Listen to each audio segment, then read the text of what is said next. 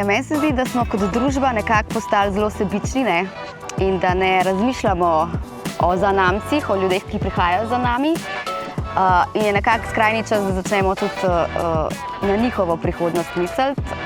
In eko ne pomeni samo, da delamo iz ekomaterialov, ampak da ne podležeš masovni proizvodnji. Ne? In tle sem ful ponosna, da smo se mi v našem podjetju to držali od začetka.